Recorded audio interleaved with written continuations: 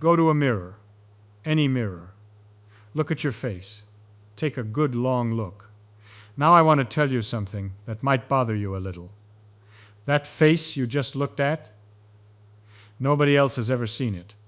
Not your mother, not your best friend, not your husband or wife of 40 years. Not once in your entire life has another human being seen the face that you see. Think about that. You have walked around for decades inside a head. You have a pretty strong opinion about what your face looks like. And every single opinion you have about your own face was formed from looking at something other people have never seen. It sounds like a magic trick. It isn't. It's just optics and biology and a few strange things our brains do when nobody is watching. But to get to the strange part, we have to start with something very simple. So let me ask you an innocent question, and I want you to answer it honestly, because most people get this one wrong. When you look in a mirror, what does the mirror actually do? Go on. Say it out loud if you like. Most people will answer something like, the mirror flips me left to right. Your left hand appears where your right hand was. Your left cheek is on the right side of the image. You raise one arm, and the person in the glass raises the other. Left becomes right. Right becomes left. Everybody knows this, and everybody is wrong. The mirror doesn't flip you left to right. The mirror doesn't even know what left and right are. Left and right are things your brain invents. Your brain has a strong sense of a body with a left side and a right side, and when you see a reversed image, you impose that map onto it. But the mirror didn't do that. The mirror did something much simpler and much weirder. The mirror flipped you front to back. Let me show you what that means. Picture yourself holding up a piece of paper with some writing on it. You hold it with the writing facing you, where you can read it. Now you walk toward a mirror and you watch the reflection. The writing appears backwards, and you think the mirror reversed the writing horizontally. But look at what actually happened. You held the paper up with the writing facing you. The mirror's job is to show every piece of the scene as though light were bouncing from it behind the glass. The side of the paper closest to you, the side with the writing, is now on the far side of the reflection.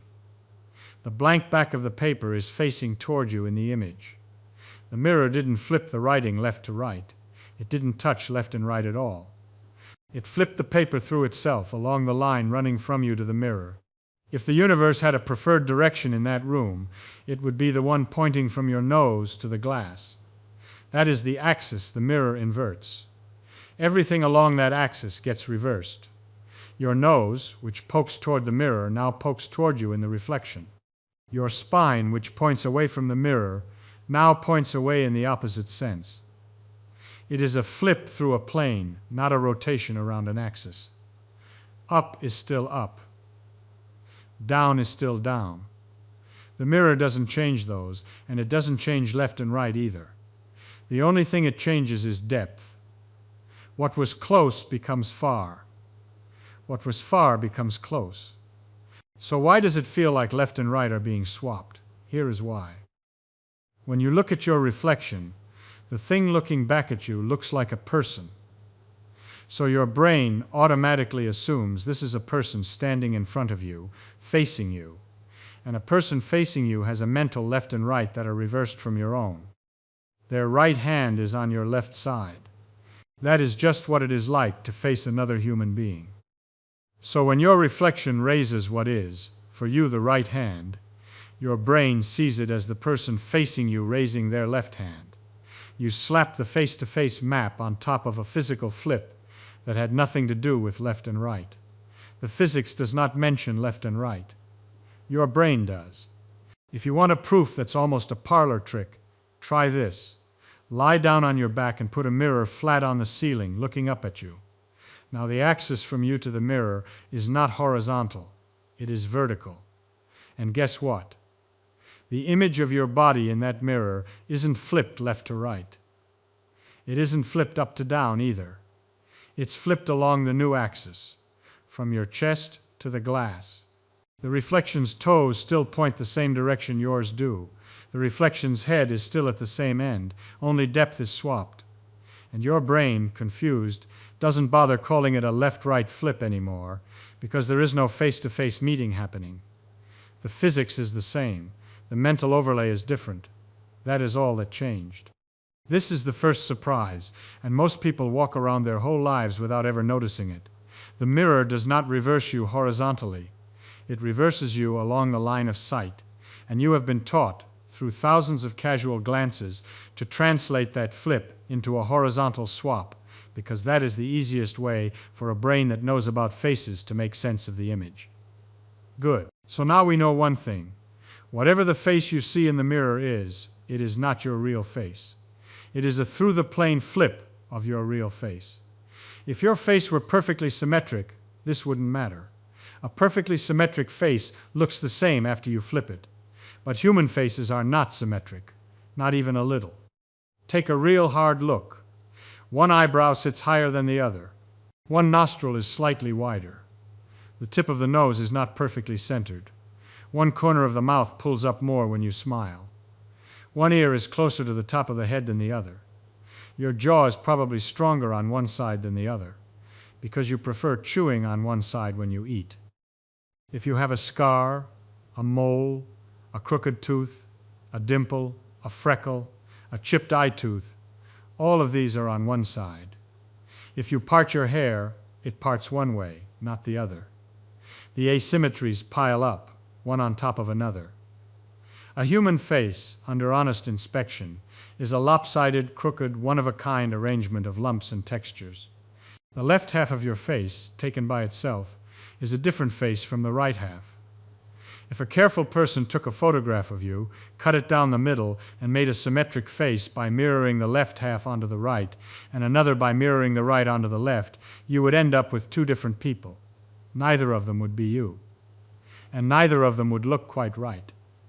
So the reflection in the mirror is not just a picture of you. It is a picture of a person whose asymmetries are on the wrong sides. The little mole that actually sits under your right eye appears, in the mirror, under the left eye. The crooked tooth that leans one way in life leans the other way in the glass. The hair parting you think of as your hair parting is actually the hair parting of a stranger who is the twin of someone who doesn't exist. That is the second surprise. You have never, not once, looked at your own face. You have only ever looked at a subtly flipped stranger who lives inside glass and water and polished metal. That stranger is the only face you think you know. All right, so let's say you want to see the real one. You grab a camera. You point it at yourself. Now the camera does not do what the mirror does. The camera records the light that leaves your face and enters the lens, and it stores it on film or on a sensor, and when you look at the picture you see yourself the way somebody standing where the camera was would have seen you. No flip. No reversal. The camera gives you the view a real human observer would have. This is you as others see you.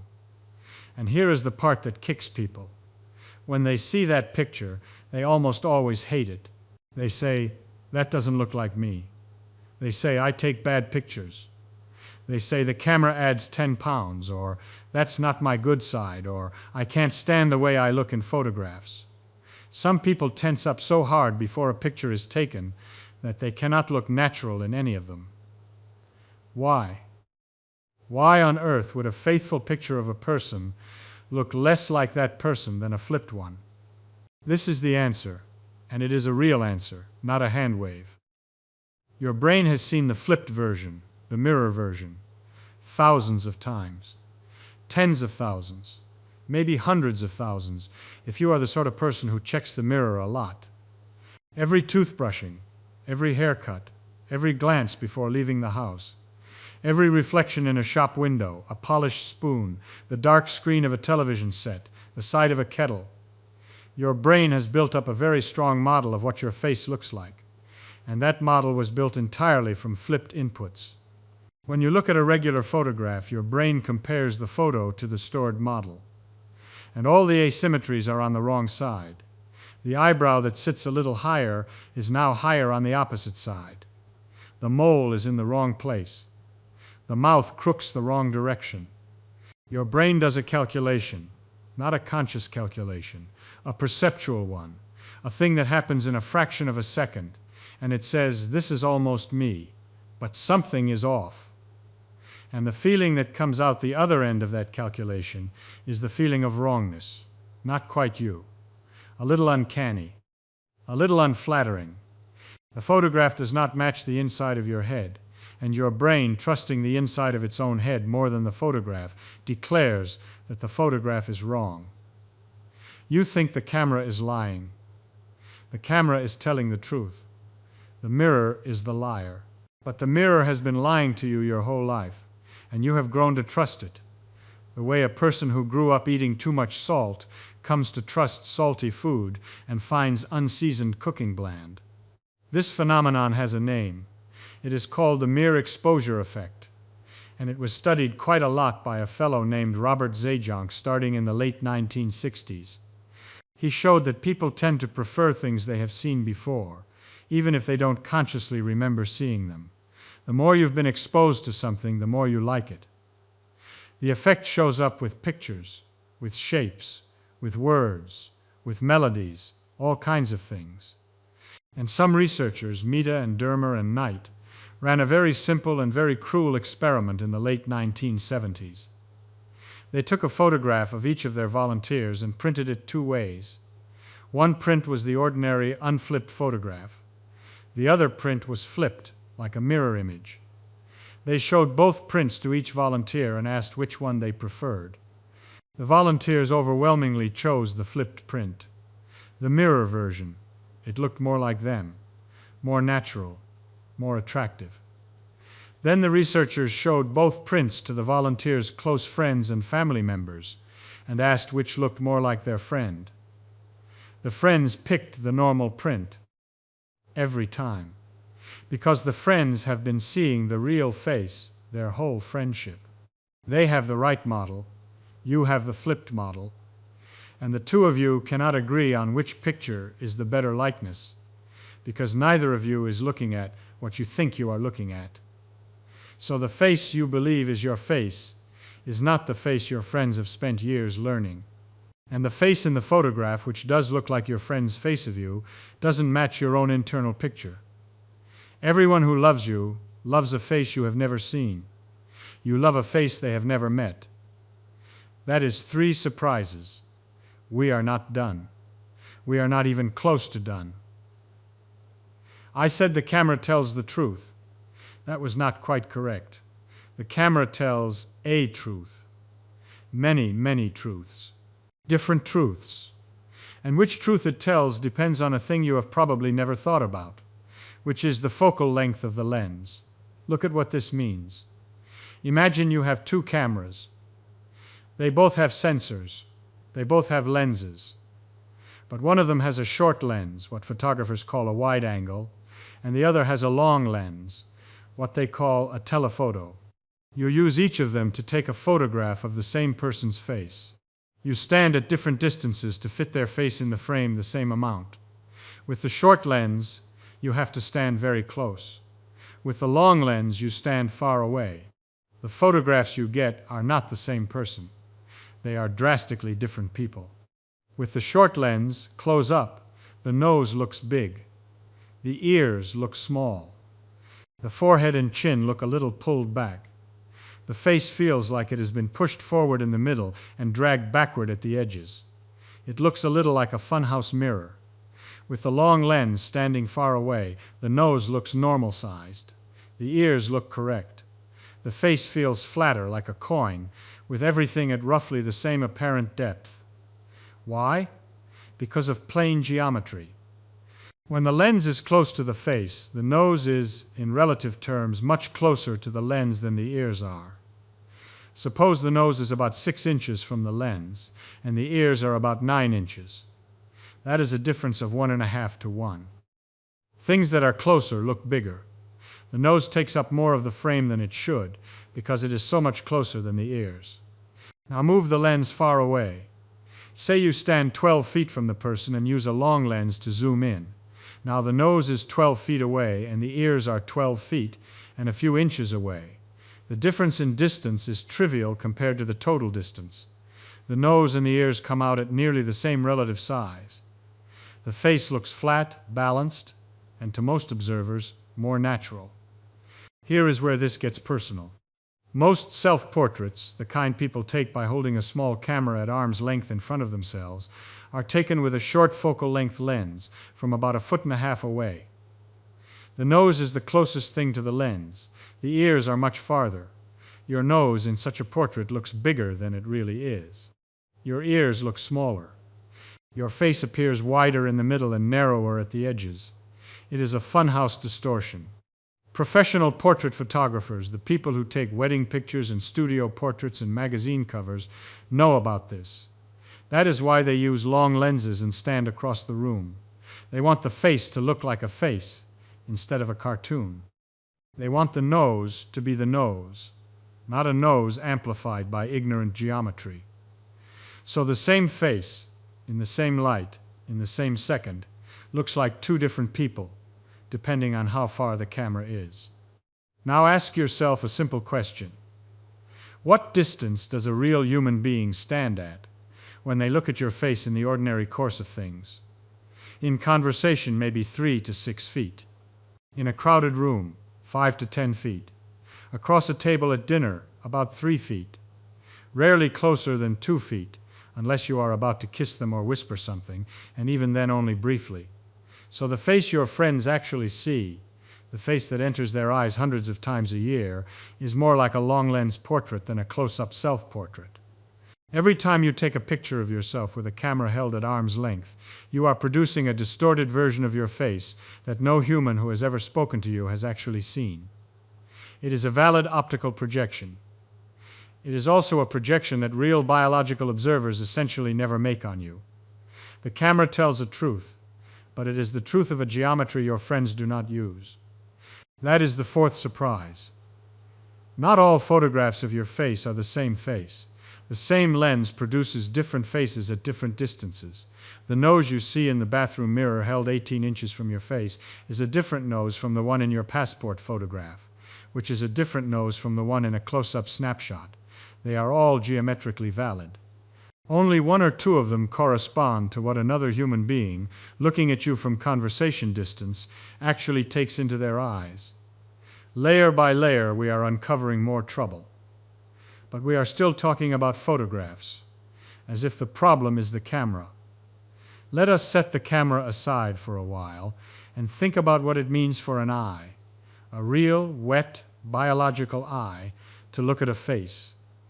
An eye is a lens and a sensor. The lens focuses light. The sensor, which we call the retina, absorbs that light and sends signals to the brain. In that sense, an eye is a camera.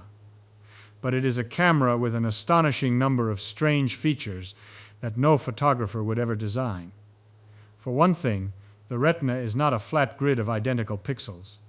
It is a curved sheet with a tiny central spot, called the fovea, where the resolution is very high, and everywhere else the resolution is much lower. You only see sharp detail in a small patch at the center of your gaze.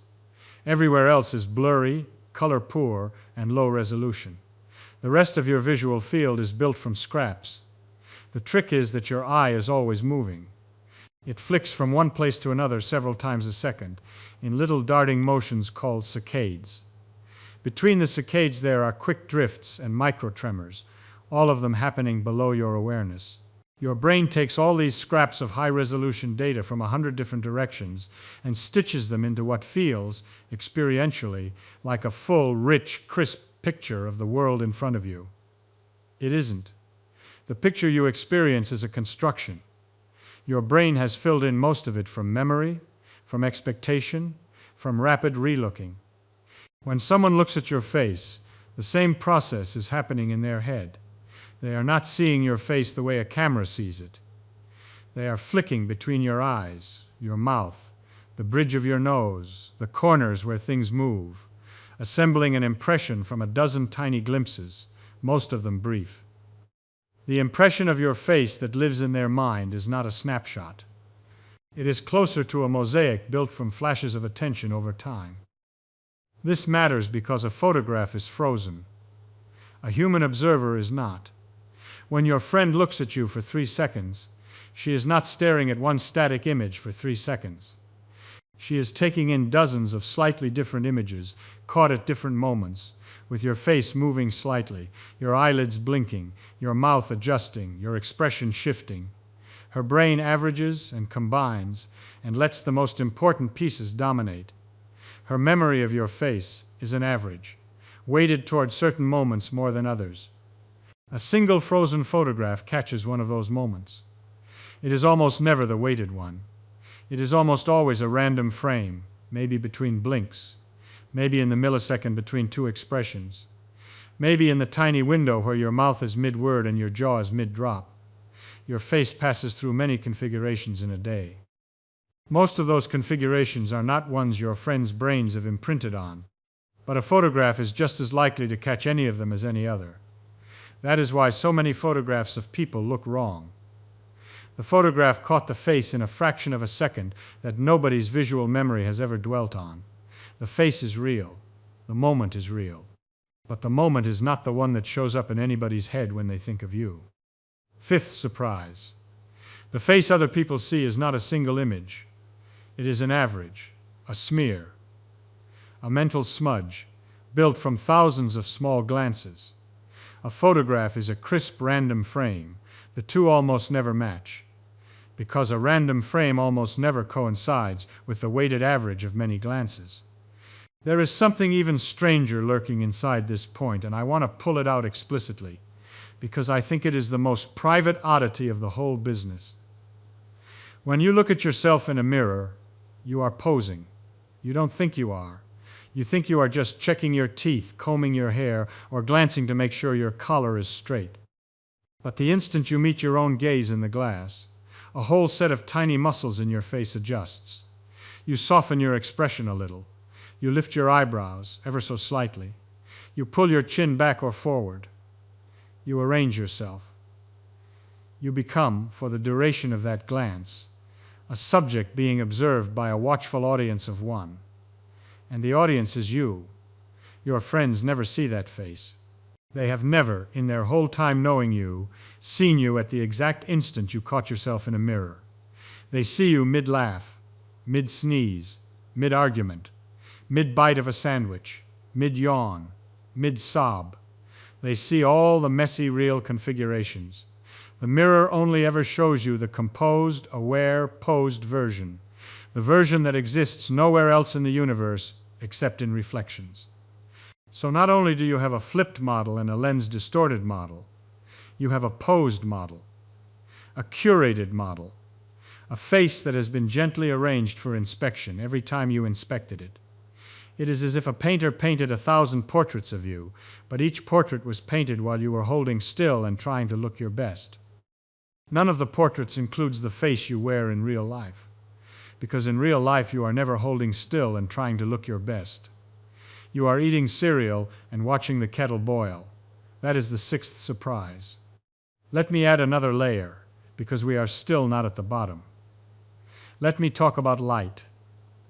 A face is not a fixed object in any strict optical sense.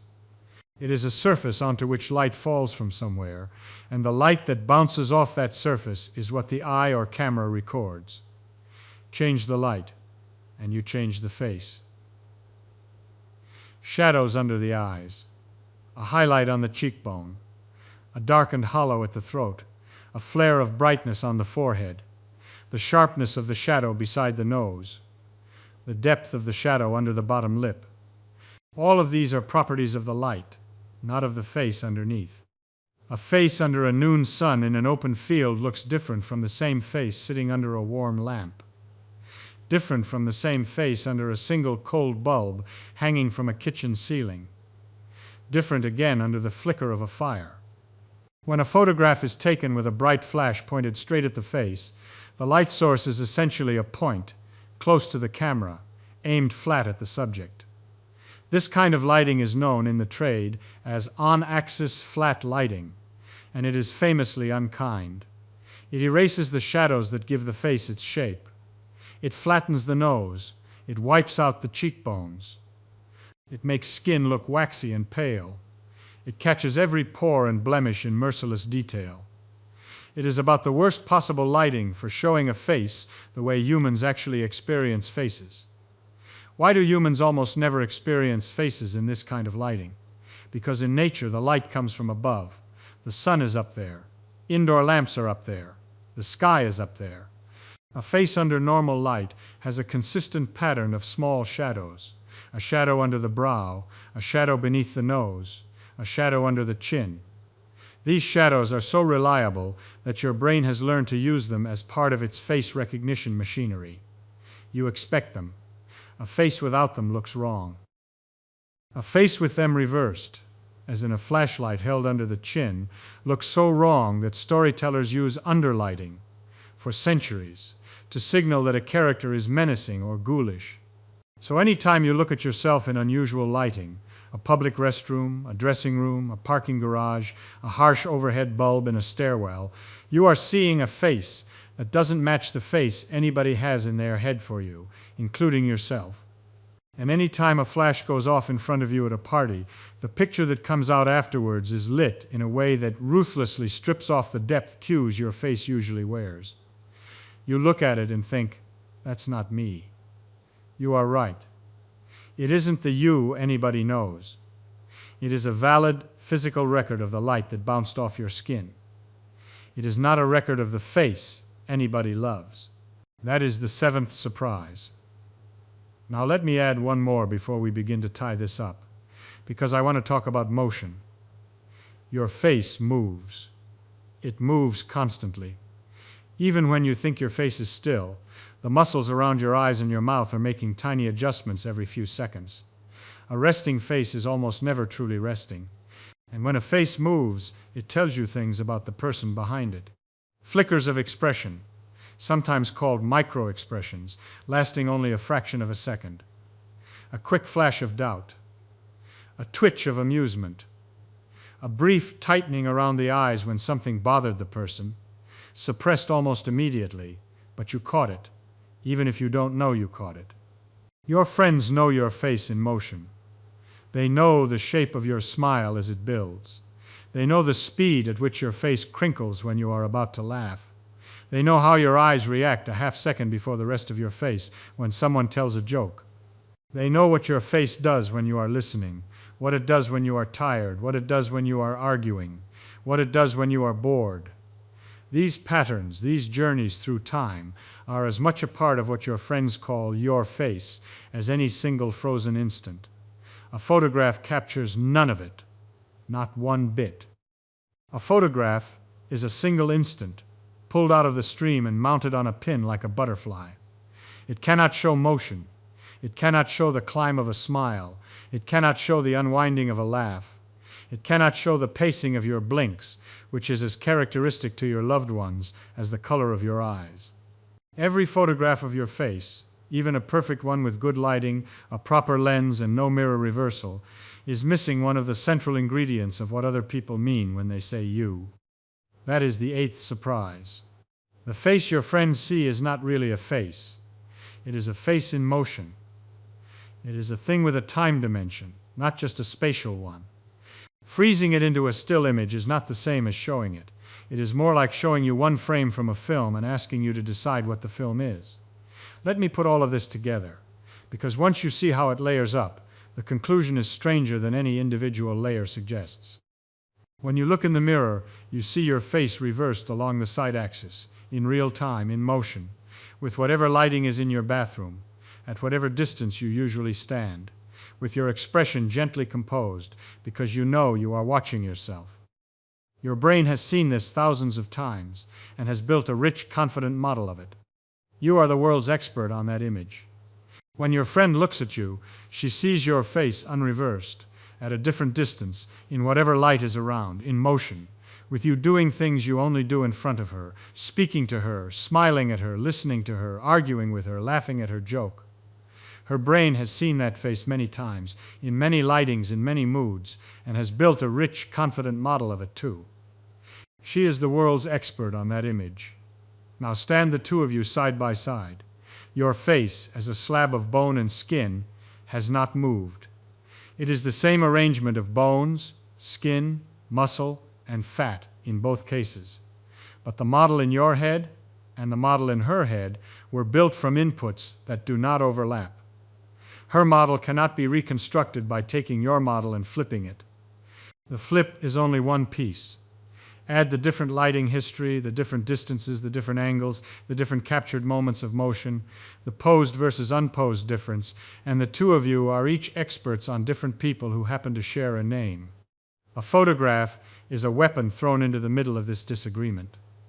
The photograph doesn't match either of your models. It is unreversed, so it fails yours. It is frozen, so it fails hers. It is lit however the photographer lit it, which is almost never the lighting either of you has any history with. It is a single random moment, which is almost never a moment either of you has imprinted on. When you look at that photograph, you say, "That doesn't look like me."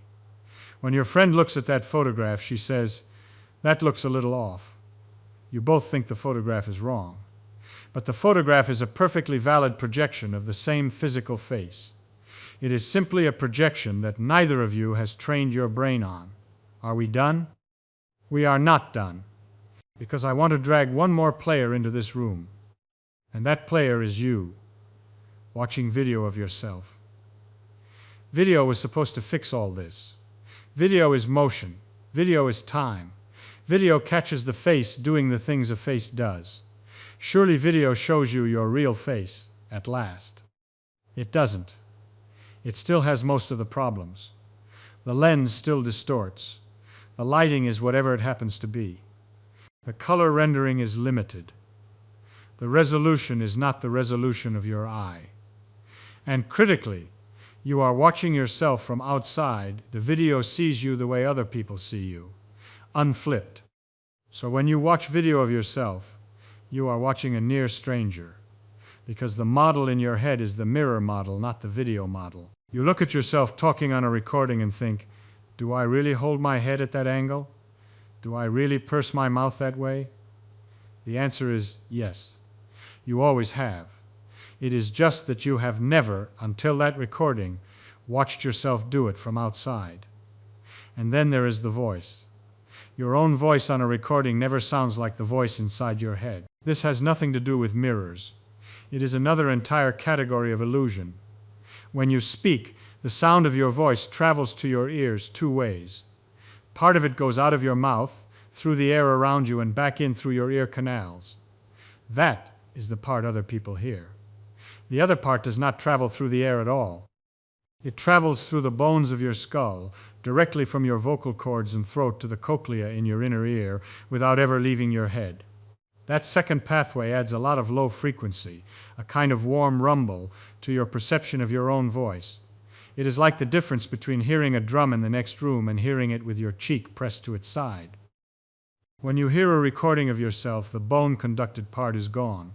Only the air-conducted part remains. Your recorded voice sounds thinner and higher than the voice you hear from inside your head. Almost nobody likes the sound of their recorded voice. For the same reason almost nobody likes a candid photograph. The external version doesn't match the internal one, and the brain, trusting the internal version more, rebels. When you speak, other people hear the air version. They have never heard what you hear. And you have never heard what they hear. You have been having conversations with other humans your whole life, trading voices that neither party has ever experienced from the inside.